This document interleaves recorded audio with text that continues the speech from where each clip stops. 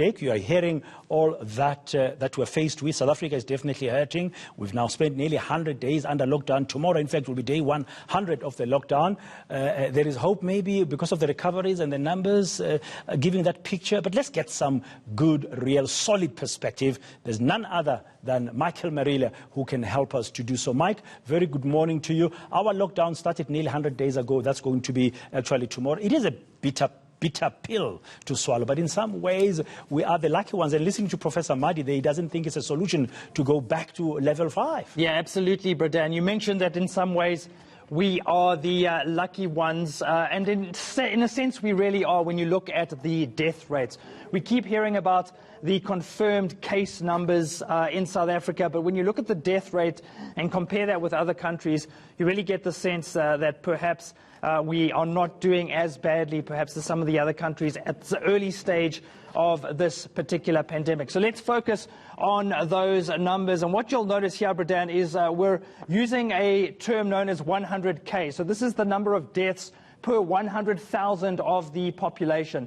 The highest rate in the world is in Belgium, the small country of Belgium, 85 deaths per 100,000 of the population. And this is important, Bradan. In the UK, 66 per 100,000. What these countries tend to have in common is that they all have elderly population. So, for example, the average age of the population in the UK is 40 years old. Italy, remember how it was ravaged by COVID-19 at the start of the pandemic? 57 deaths per 100,000 of the population.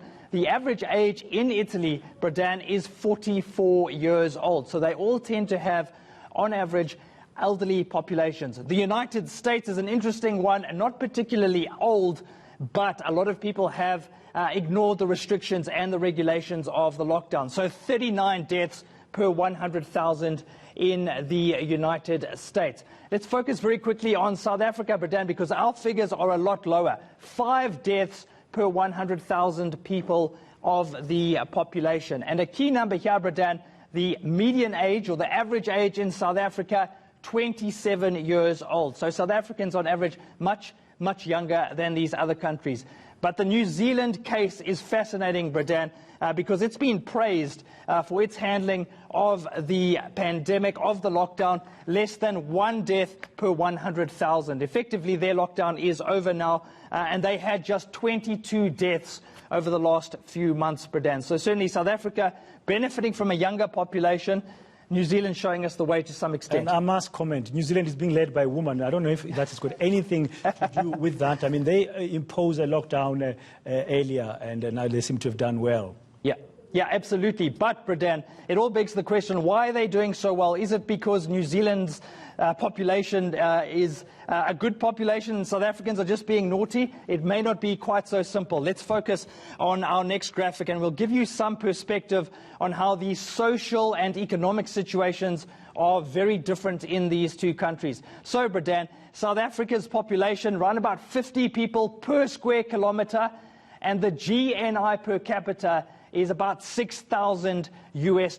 What is GNI per capita? It's basically a way of measuring the average wealth of the person in that country. So around about $6,040 US. Compare that to New Zealand, Bradan, 19 people per square kilometre in that country, and their GNI per capita, $42,000. So two things here. We have much more dense populations. We have much more densely populated cities and urban areas than New Zealand. And of course, that's bad when it comes to the virus. Also, Bradan, New Zealand is a much wealthier country. So in other words, it's much easier for that economy to really take a break, sit back and let the lockdown do its work. Whereas South Africans, many of them simply can't afford that. They have to go back to work. They have to find a way to put food on the table. So those are two crucial differences between South Africa and New Zealand. And let's focus on how that played out, Bradan, in the actual lockdown. And you'll get a sense of how those differences seem to have actually affected the numbers. So on the left there, Bradan, what you've got is South Africa's COVID curve, and as you can see, we are climbing on a daily basis. And on the right here, Bradan, New Zealand's curve. Both countries basically imposed the lockdown on the same day. South Africa, 27th of March, New Zealand, 25th of March. But the difference between these two graphs, Bradan, take a look at this. New Zealand's pandemic is effectively over. They're registering only a handful of cases. We're registering almost 7,000 cases per day. And of course, on Saturday, we mark 100 days of lockdown. New Zealand lifted its lockdown nearly 3 weeks ago. And it would seem, Bradan, that the socio-economics may have played a role. Rather than just the behavior of the two populations, certainly the socio-economic situation in the background perhaps may have influenced these numbers to some extent. Yeah, thank you very much, Michael. I think there's no surprise. I mean, we've seen that poverty and inequality are real, and COVID-19 is showing that. I mean, let's not forget that sub-Saharan Africa, of which we are part, is home to 10 out of 19 most unequal economies in the world. Indeed. Thank you very much, Michael Marillier.